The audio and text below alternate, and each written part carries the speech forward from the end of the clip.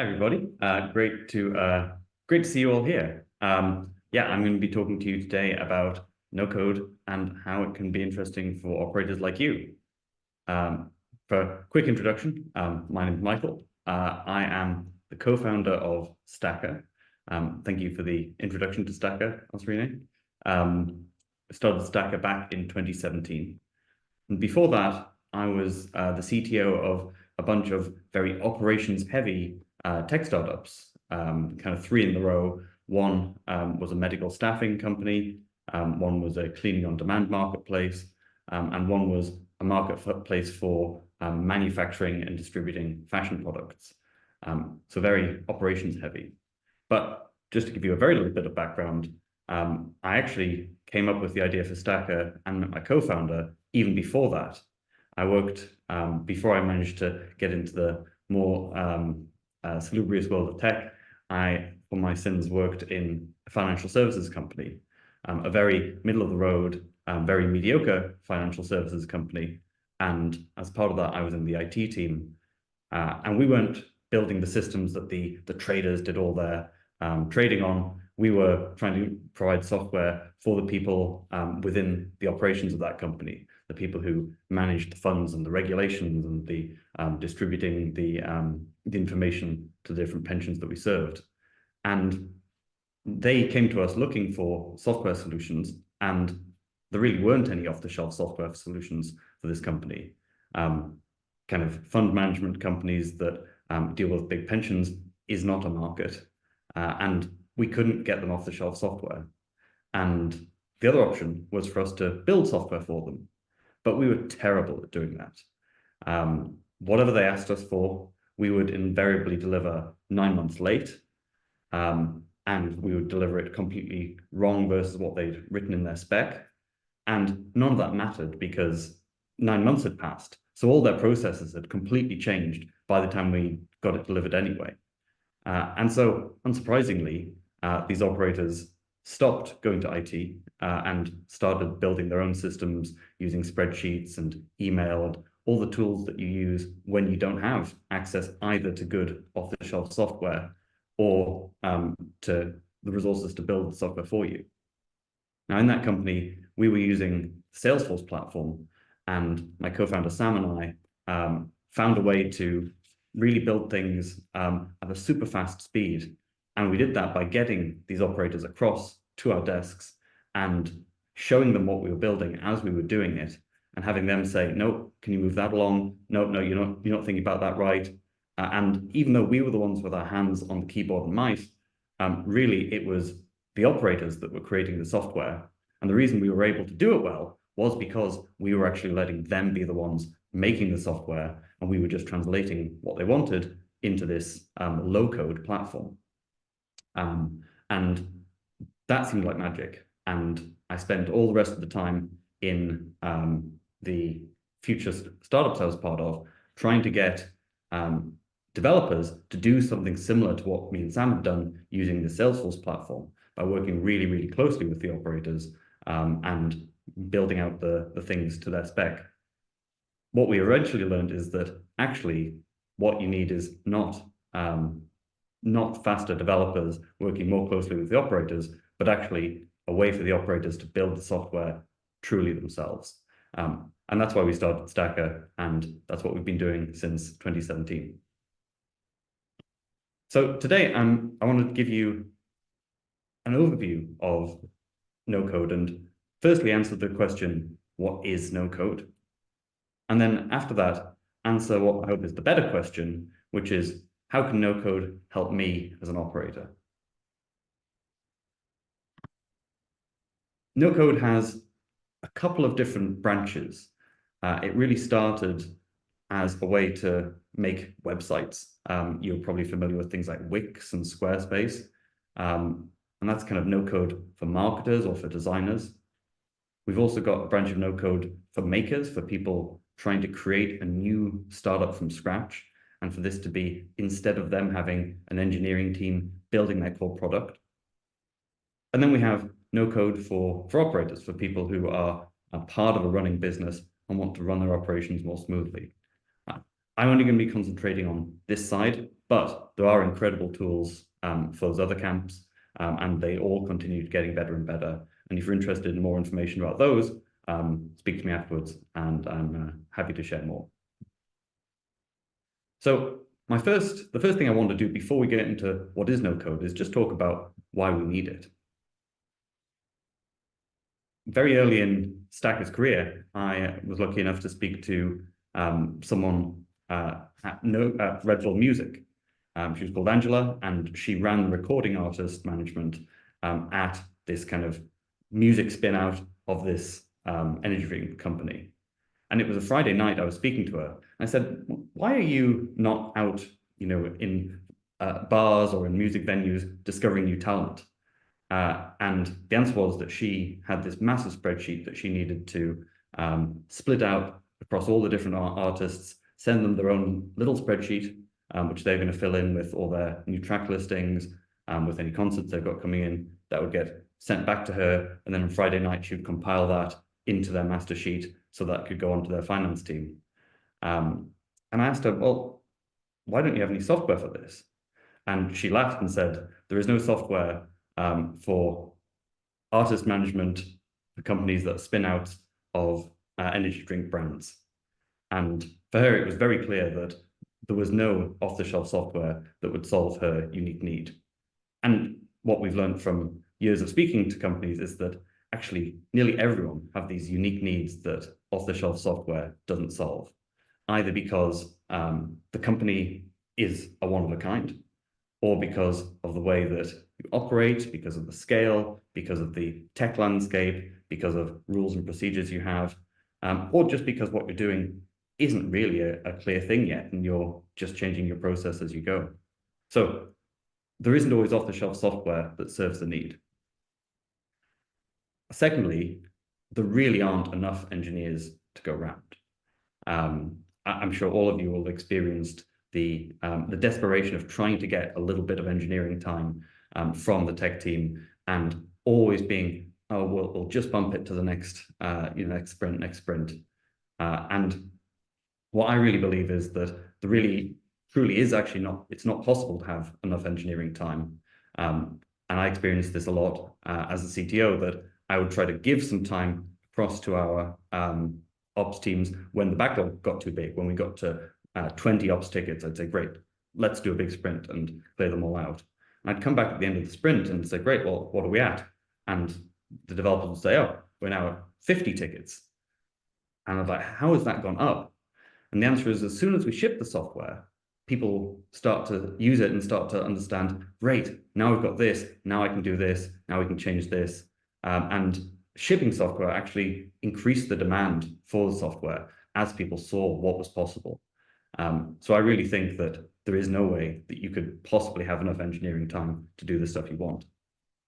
And then finally, the insight that we learned at this financial services company, we really think that the people who understand the problem are the best ones at creating the solutions. And I think if you imagine anytime you wanted to make a spreadsheet, you instead needed to write a spec that got handed off to someone, and they would make the spreadsheet, give it back to you, you'd have terrible spreadsheets. And that is basically what we're doing with our software. What we want really is for the people who have these problems, they understand them deeply, to be the ones who create the solution, and that's you guys. So that's why we need no code. But what is it? Obviously, I asked ChatGPT and asked for a short summary, and it gave me quite a long summary. But I think we can do better than that. The good news is that you are already all familiar with a no-code tool. And it's this, the spreadsheet. The spreadsheet is often the tool of last resort, the flexible tool that allows you to make do when there isn't software out there. And it is the most widely distributed no-code tool in the world by far, whether it's Excel or Google Sheets or whatever you use. It's a tool that you'll all be familiar with. But why would we say that Excel is no code, but something like Word isn't? I mean, after all, Excel almost gets closer to code with the formulas. For me, the difference is that what Word is doing is not bringing you something that used to be done by developers and that was only accessible through code. Word is something that can do fantastic things for you, but you can't use it in place of the things that developers used to do. It doesn't really bring you extra power that only software can provide, but instead lets you do typesetting and produce beautiful things.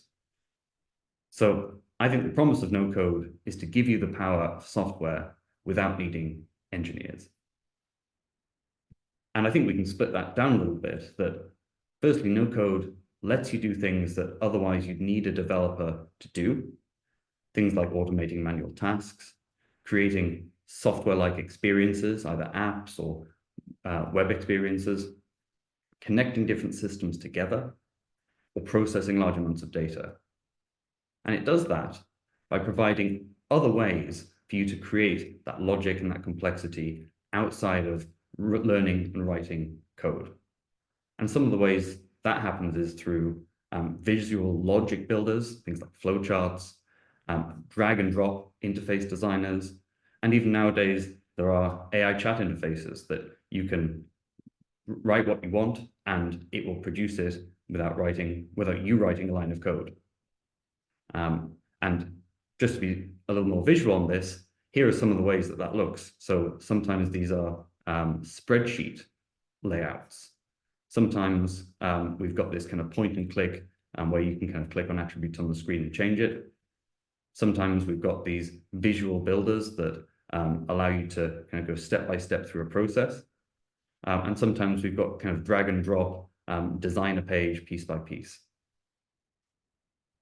So no code gives you the power of software without needing engineers. The next question is, well, how do you get access to that power? And the answer is there are lots and lots of tools that can help you. In fact, no code really isn't a single tool. It isn't a category where you'll choose exactly one thing. No code is a toolbox. It's a set of tools of a certain shape, and you need to choose the right tool for the job. Here are some of the tools. And looking at this, probably what you're thinking is, wow, there are a lot of tools out there. And this wasn't even the full list that I could have put there. Thankfully, there is a way to make sense of all of this, because like in lots of cases, these tend to cluster around certain needs. And usually, the no-code tools fall into at least one of three different categories. There are tools that are focused around data, and I think especially ones that help you track data that you care about, and often data that you wouldn't be able to track otherwise.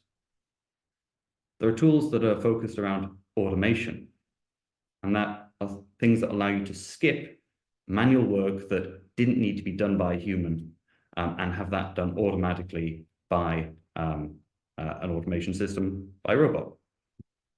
Then there are tools that allow you to create new interactions, interactive experiences, to display information and to let people interact with it. And I think of these as tools that help you improve the workflows that do need to have a human involved in them, but that you want to go more efficiently. So we've got these data-oriented tools, these automation-oriented tools, and these interaction-oriented tools. And that can help us turn something like this into something much neater, where we've got tools that do the interaction on the top left, the data on the top right, and the automation at the bottom. And you can see that there's some of these tools that kind of also fit in the middle, and not all tools do exactly one thing. Usually they major in one and maybe minor in a couple of others, but usually you can, by and large, say, great, this tool does data.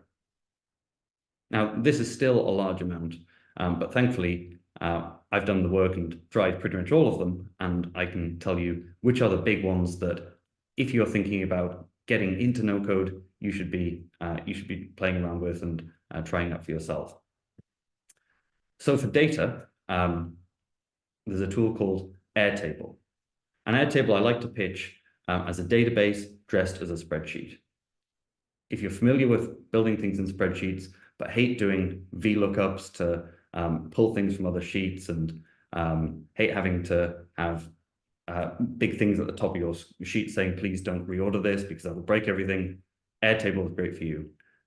It's really, really flexible. So you can see here, they are tracking currencies, accounts, budgets, and statements, and it is super linked. So you can link the different accounts to the budgets that they're part of. You can add linked statements to accounts, and you can share it with loads of people from your organization and make that the central place for the data that you care about. For automation, I really recommend a tool called Zapier. Lots of people pronounce it differently, but their CEO says it rhymes with happier. And in general, I'd agree. Zapier, I think, was one of the key things that helped kick off the no-code movement. And they work in a kind of, when something happens in this system, do something in this system. And you can see in this screenshot, they've got something where whenever a new email matches a particular search in Gmail, we're going to create a row in a Google Sheet.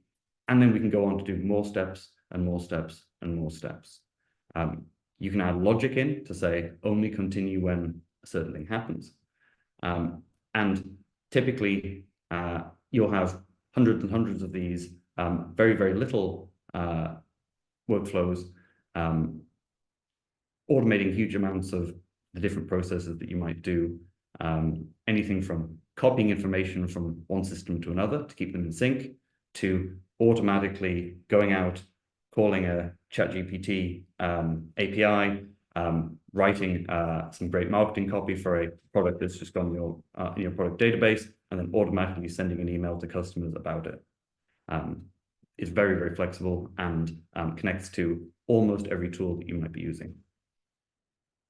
Then the interaction category, I think, maybe didn't have so many exactly clear winners, but I think one tool that really stands out as being really, really powerful and flexible is Typeform. Typeform lets you create beautiful step-by-step forms that don't need to show all the information at once. You can take people one screen at a time and add conditional logic to branch people off into different flows depending on what they answer. No code is all about mixing and matching, choosing the right tool for the job, and sometimes connecting them together. And it would be really, really common for you to have a type form. Maybe when the answers come in, you use Zapier to send that into your Airtable database. And very often people will have multiple of these chained one after another, moving into one tool, moving out of another tool, and creating this kind of web of no-code tools that perfectly fits exactly what their operations need. There are also specialist tools. All the ones I've shown you so far are, I think, very, very generic and very widely used. But there are specialist tools that are now popping up for different teams and different categories. So, for example, for legal document production, if that's something that your ops function does, then there's a tool called Brighter. And Brighter is a little bit of a workflow. You can see we've got some logic here about whether the client's listed on a public exchange or not, which will change the document that's produced. There's also no code for customer support. This is chatbot.com, and this allows you to make these interactive chatbots that go down these different paths. Again, we've got this kind of branching logic builder, and what you get out of it is a chatbot that can connect to other systems, can send information and answers that it asks in and out of other systems, and looks and feels great. And of course, we've got Stacker, which is specifically for operations teams, building things to run processes and interact with any partners that you interact with outside of the organization.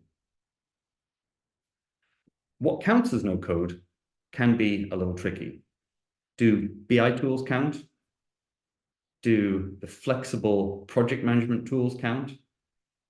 Do these kind of document and knowledge base softwares count? The answer is Maybe. You don't use code, and you can achieve the kind of things that you previously could only achieve with engineers. So I think the answer is yes. Ultimately, it doesn't matter. These are all things that could be in your toolbox, and crucially, all give the power to you to build the solutions that you need. So how can no code help you? What can you do with it? How are people using it? Firstly, I think there are 6 key benefits that you get from using no-code approaches. And these can sometimes be benefits over having to rely on an engineering team, and sometimes they're benefits over using the alternatives, sticking on just spreadsheets or email manual processes. Firstly, you often save time. That might be because you've saved time because you've automated a process, so you no longer have to do that really irritating copying and pasting job on a Friday afternoon. Or maybe you save time because the interaction that you still do as a human, because you're making sensible judgments and calls during it, is much, much easier because you've now got a clean, tailored interface that works specifically for that task. You can often make a lot fewer mistakes, especially in repetitive tasks, copying and pasting, but also you can create interfaces which help you go step by step, set the required fields, and are much easier than asking people to fill things in on a spreadsheet and hoping they remember what each of the fields are for. It becomes easier to scale your processes because you can smooth out the bottlenecks, you can make it easier to do the processes and easier to do them accurately. And by providing a software kind of interface, it becomes much easier to train the team to use it rather than trying to document exactly what that weird spreadsheet that someone 6 months ago made. Your team can be a lot happier. No one enjoys using a crazy spreadsheet that someone made, and especially no one enjoys using a ugly, funky old software tool that doesn't really fit their process and they're constantly fighting against. You can iterate more quickly on your process because you can just change the tooling, not have to tell everyone, great, here's a new process doc, please read it, please remember to follow it. And you can also save the engineering time for the things that your company wants to be doing, making the product better, exciting your customers, building the technology of the future. When I get people to think about how no-code could help their operations, really the main question I try to get you to think about is actually, how could software help your operations? And the question I really find useful for this is, if Uber was running your operations, this kind of massive hyperscale, loads of engineering will pour everything to make every single process as efficient as possible, how would they be doing it? What are the parts where, if you forecast your company forward into the future, how do you see that happening when it's at scale, when you've got a huge amount of resources available to you? Because no code actually gives you those resources now, and trying to kind of brush off the old mindset of, okay, I'm very, very tech limited, it's hard. And sometimes this is a useful question to do that. But here are some examples of the kind of things that you can do once you've got these tools in your hand. You can make a CRM which is actually bespoke to the way that you work and to the things that you track. Salesforce and HubSpot are great if you're selling software packages to other companies, but as soon as what you're actually tracking is not actually companies that you're selling to, but they are the properties you manage and the tenants who live in those properties and the owners, suddenly a lot of CRMs don't make sense. No code can help you create one. You can allow partners to do a fully self-serve onboarding, give them a great experience of filling in a form, seeing the status of how things are going, without having to send embarrassing Word docs, which they have to fill in and send back to you. You can make support chatbots that actually solve your customers' problems then and there, rather than just waiting until someone comes online and sending them off to the documentation. You can make your finance team happy by automating and reminders for paying invoices or for upcoming billing for customers. You can send surveys to customers and do that when something particular happens in their life cycle, like when they have paid their first invoice. And you can, of course, tap into all the exciting things that AI can offer. And you could, for example, whenever you get a piece of product feedback, categorize that using AI and send that to the relevant teams. These are the kind of things, but this is obviously not a comprehensive list. This is just a smattering of what is possible. I want to give you 2 case studies for how people are using this in the real world. The first is TED, who are obviously famous organizers of the TED conferences, and they run a fellowship program to take people who are earlier in their career and train them up to be future TED speakers. This used to be a PDF form on their website that would get filled in, emailed to someone who would then have to do the horrible, horrible job of parsing every single one of them, putting them in a big spreadsheet, and so on, and then answering the questions back and forth from people to say, where is my application? Using various no-code tools, TED managed to create a bespoke flow for the whole process. So all the way from submitting the application is a beautiful branded type form. It then falls into this application management flow that they have, where it gets read, it gets reviewed, and it gets assigned an external reviewer. And then they have an external portal, which allows these industry experts to log in, give their feedback on all the applicants that are relevant to them, all with very, very little administrative overhead, because it's all done in software. If you think that this is just for huge organizations like TED, I want to talk to you about the city of Lander. They're a small city of about 8,000 people in Wyoming. They've got a city hall staff of about 50. And through no code, they have transitioned to being a fully digital city where everything that they do in providing services to residents is now available digitally. It's all automated and it's all done using no code. And I just want to pause on, this is what this city looks like.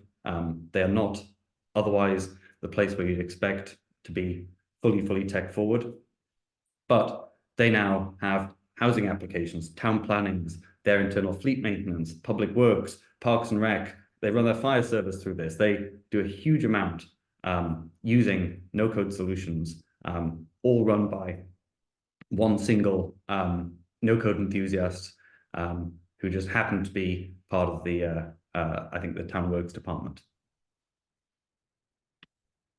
So no-code is really starting to transform how people do operations. And companies such as Netflix, Uber, and more are actually starting to hire no-code operators as a specific job title in order to bring this kind of tech skills into their operations teams. There is even a community that you can join specifically for other operators who care about no code. It's run by a fantastic guy called Philip Lakin, and I think he sometimes is part of this part of OpsFest and other overlapping communities. So I've got 3 core takeaways from this around no code. Firstly, no code is software superpowers for you and also for your team. And it really allows you to do things that previously would have been fully locked away to you. Secondly, if you're already using spreadsheets, then you get the philosophy. You get what it's like to be able to break out of the constraints of either off-the-shelf software or waiting for engineering teams. And there's loads of ways to get started with more tools than that. And now it's a fantastic time because no code, I think, is here to stay, and it's changing the way that we do ops. So that's my overall summary of the no-code landscape. I now want to show you a little bit of what this looks like in practice. And unsurprisingly, I'm going to be using the tool that I love because I created it, Stacker. And just very quickly, we are specifically designed for operations teams and at fast-moving and unique organizations that want to be able to run their ops in a smooth way and to be able to scale. We are a kind of end-to-end platform. So we do a bit of the interface, a bit of the automation, a bit of the data, as well as having permissions to lock down who can access what, and syncing data from other systems into a central place. And people like what we do, and we hope you will too. So now I'm gonna see if I can drop down and show you what Stacker looks like.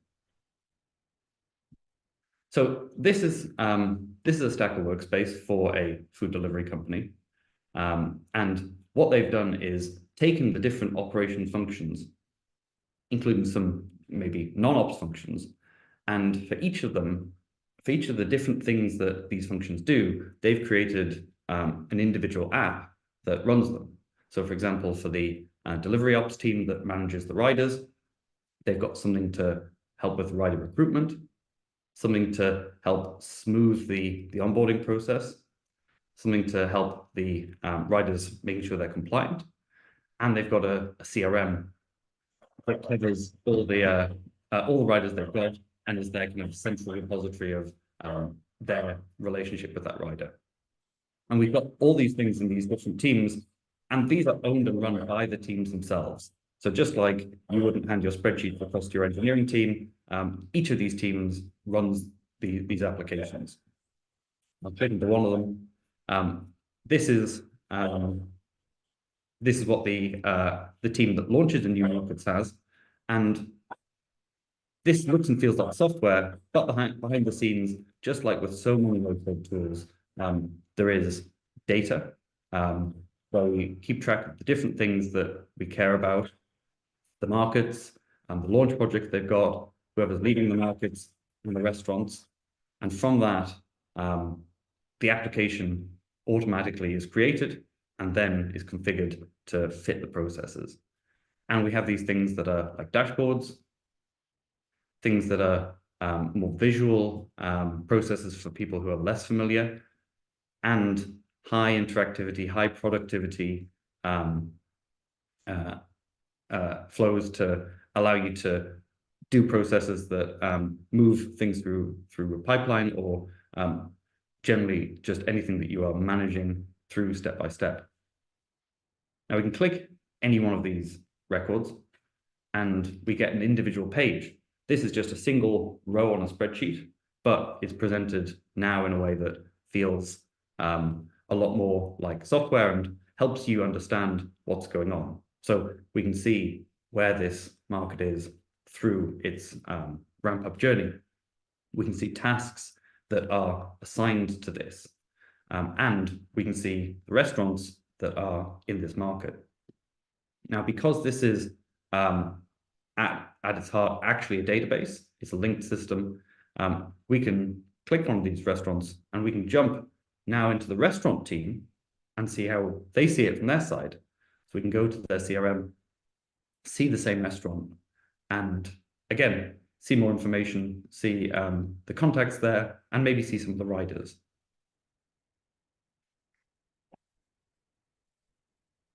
And here we've got, again, the rider CRM, where we can see this from the rider team's point of view. Now, what I want to show you today is what if we got something which is still being done the old way? Here is the kind of spreadsheet that you might be you might be using yourselves. It's got all the hallmarks of our operational spreadsheet. We've got some kind of things flagging information here. These are the disputed payments that should have been paid out. We've got a big flag at the top saying Please don't edit this sheet. It's obviously sensitive. They obviously want to control which team can do it. We've got some queries going back and forth, query from the rider team, asking if this is the right amount, and finance replying. And then we've got some sort of VLOOKUP here that is kind of pulling information about the rider's status. It looks like we've not been keeping the rider status up to date, probably because this is just one spreadsheet in a sea of others. And so we've got some riders here where we haven't updated the status. We don't know anything about it. So this is definitely not the worst spreadsheet I'm sure many of you will be using, but still has some of the hallmarks of something that, like, it probably isn't actually best for a spreadsheeting tool. It would work much better if this was part of a proper system. So let's see how we would go from something like this into something much nicer for the team who are using this. So I've already, for the sake of speed, created this this new app for payments, and I've automatically synced in the riders that we were already using from Rider CRM.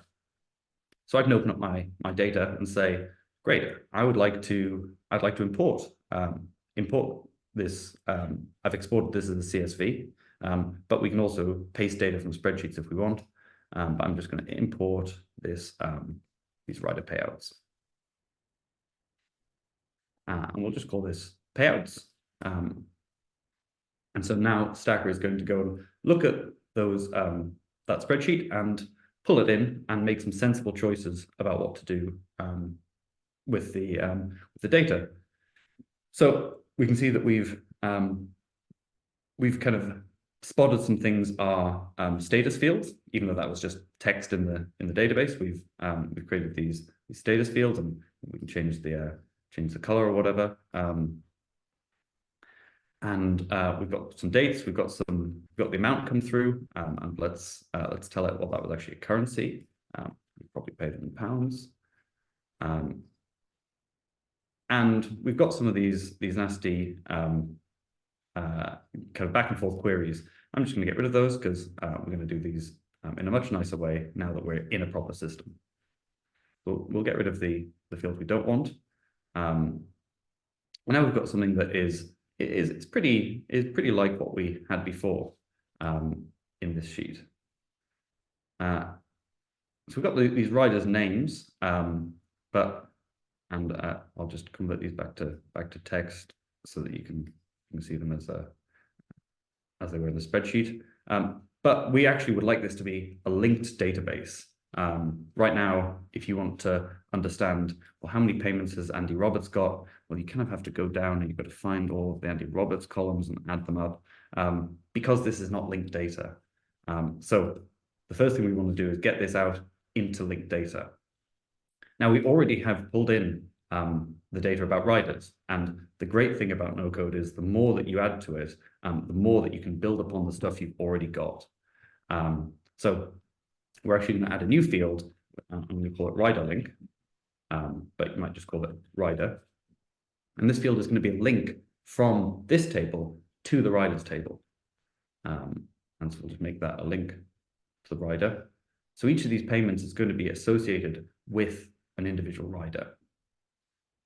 Now, we could go and manually link these, but much more easily, we can just say, well, we know the rider's name, and that's how we are identifying this table. So we just copy and paste that, and now we no longer need this old thing.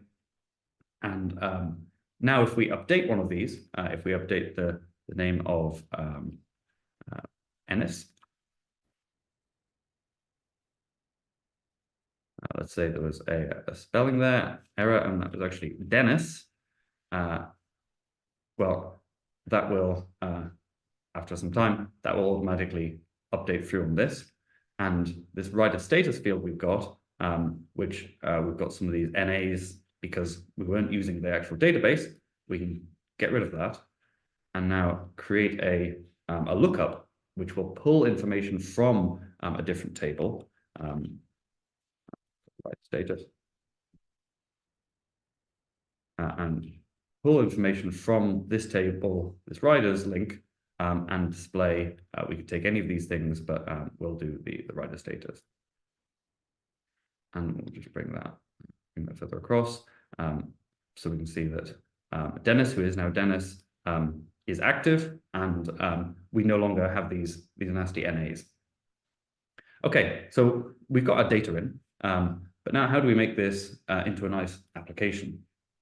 Stacker has automatically created a nice table view for this data. So people don't need to go into the grid where you can accidentally mess stuff up. We put you into this view. And we can click on any of these records to see more information about them. Now, one of the things that I think people want to do in this thing is to see, well, I don't see the whole view, I just want to see Andy Roberts. Now, what we can do is make this, we could add filters, just like you would do in Google Sheets, perhaps. And so you might say, okay, I'll do the riders and say the rider is Andy Roberts. But actually, much better, we can just add something to the riders page themselves. So we can click on this is Andy's rider profile, where we can see information about their bank and where they're riding. And we can say, great, I just want to see the linked records. Because this is actually a database behind the scenes and not a spreadsheet, we're able to pull out just the payouts that are linked via this field that we made earlier. So great, here are all the payouts going to Andy Roberts. Now in that previous sheet, we had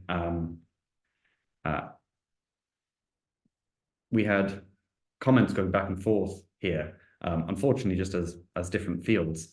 What we can do here is much easier. Whenever someone has a comment, we can say query from rider, is this right? And anyone who's following this record will automatically hear about it, or we can mention one of my colleagues, Sam, can you check?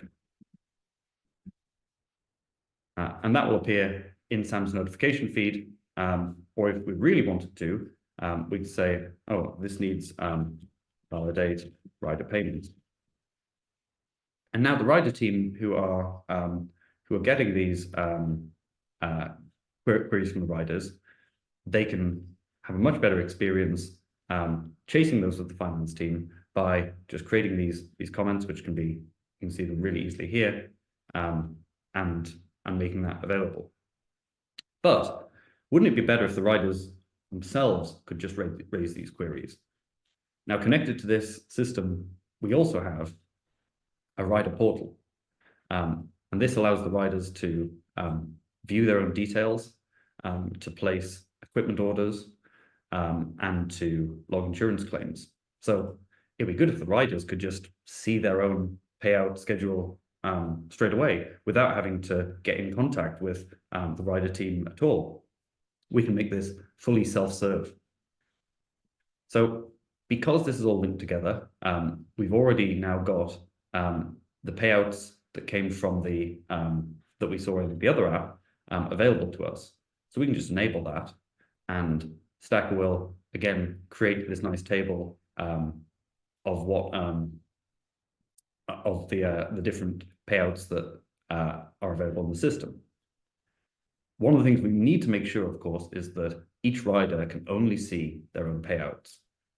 And what we can do is limit which records each rider can see using permissions.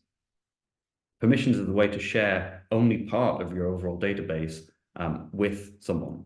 So the work that Angela from Red Bull Music was doing, splitting out that spreadsheet into 30 different spreadsheets on a Friday night, she wouldn't need to do that anymore if she could show people only the data that they owned. So here we can link the rider to the user's profile, which will limit each rider to only seeing their own records. So now the rider can see the list of payouts for them, click on one and see the status. The final thing I want to show you is what if we want the rider to actually be able to raise a dispute themselves? Right now, this is just about viewing the data, but it would be very good if they could actually interact with it. What we can add is a button. And in that button, we can ask the rider to give some comments and log some evidence around why they have or haven't received a payment and why they want to dispute it. So we've got these two fields, rider comments and rider evidence. And I'm now going to quickly make a button which says dispute. We've had some helping text, dispute payment. Tell us why you want to dispute. And we'll have this update the record's status to disputed. And then we're going to ask them to provide this comment and evidence. I'll just hit save. And now the rider can log into their profile, go to their payouts, find one that they don't think they received, hit dispute. This is one we've already got data for. Let's do a new one. Give a comment, so it's saying this never showed up. And because what we added was an attachment field, we're able to let them just upload something that will go directly into our system. There's a bank statement log there. And now this is flagged as disputed, and we've got this evidence on our side that the finance team can go work with. So we've transformed something from a hairy process here, where we're worried about who's editing the sheet. People are finding it hard to work out what riders are getting what, and we're doing these queries manually through the rider team, back and forth with the finance team. This can now be transformed into something where we've got a really easy way for the rider team to see what payouts are there.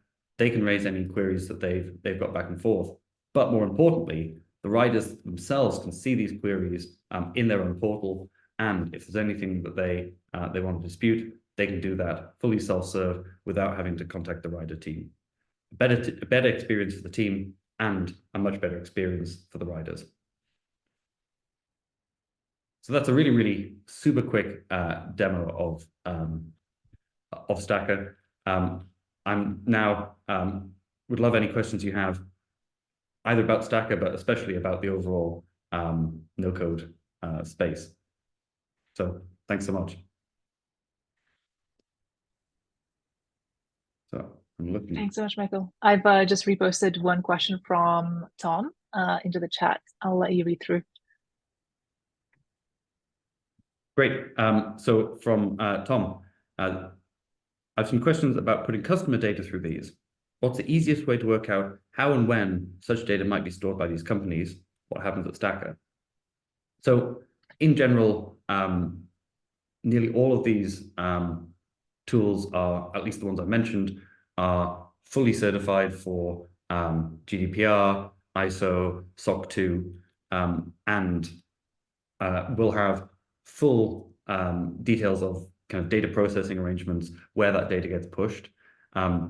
These are things that huge companies like Netflix, IBM, Google trust with customer data. But as with all these tools, you have to be careful with how you use it, who you give access to. So in general, I think they are appropriate for high confidentiality data. Some of them are HIPAA compliant, and actually in the medical space where software is very slow to develop, HIPAA compliant no-code tools have really been speeding up medical innovation. So they are appropriate for sensitive data, but you do have to sometimes make sure that you are using it right, because unlike a CRM, for example, there is more of a risk that you misconfigure something and it be available more than you hope. So it is very, very fine to do, but do be careful.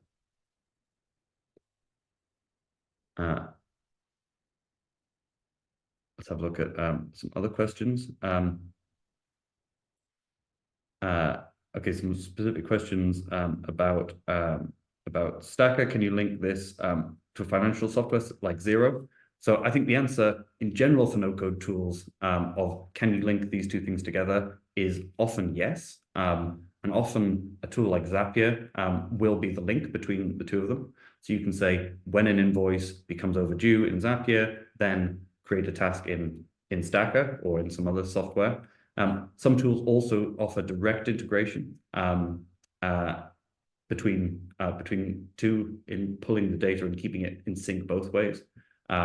We don't have a direct integration with Xero, but no code is very, very mix and match, and tools like Zapier really help you connect those things. What's the pricing range for Stacker? Stacker is around $40 a user, and that is probably quite typical for no-code tools like Airtable and similar. The other way that tools are priced are in things like Zapier. You will pay per run, so per each time a workflow is executed.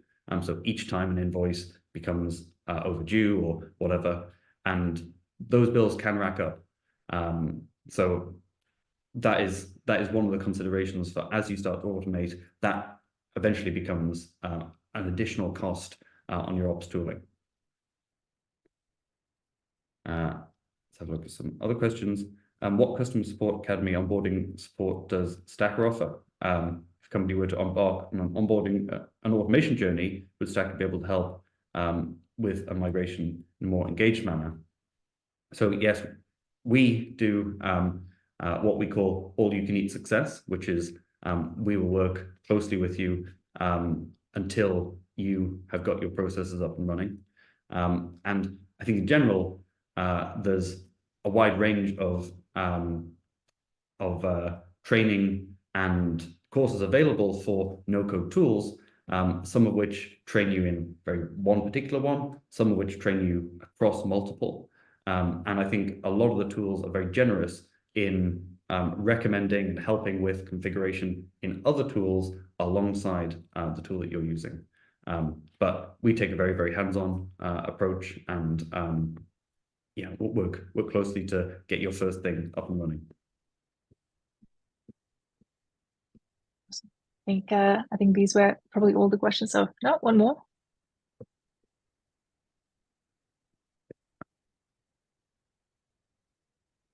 Are there any courses, resources you recommend for no-code learning? Yeah, so Go9x, I'll have to find the, I think they're go9x.com. They are a no-code agency, and they have a bunch of excellent courses, including a free one for, I think it's called No Code for Ops. But there's loads of great introductions. They often take you through some of the fundamentals that are actually fundamental to all sort of software development, things like databases, web, JSON, APIs, things like that, as well as looking at specific tools.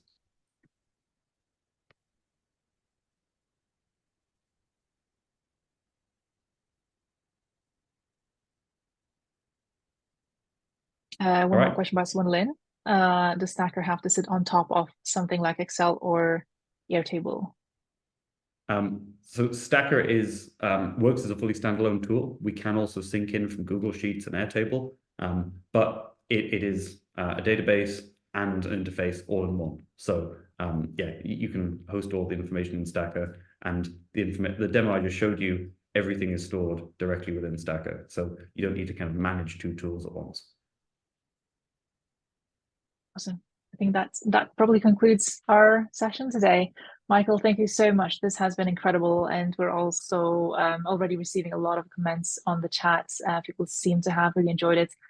For anyone who would like to have a chat with Michael about Stacker, we'll follow up with his Calendly link and his email address and other ways to reach him, and hopefully you check out Stacker and you enjoy your no-code and low-code journeys as operations leaders. Thank you so much, Michael. This has been excellent. Thanks a lot. Thanks so much for having me. And everybody have a great day. Bye.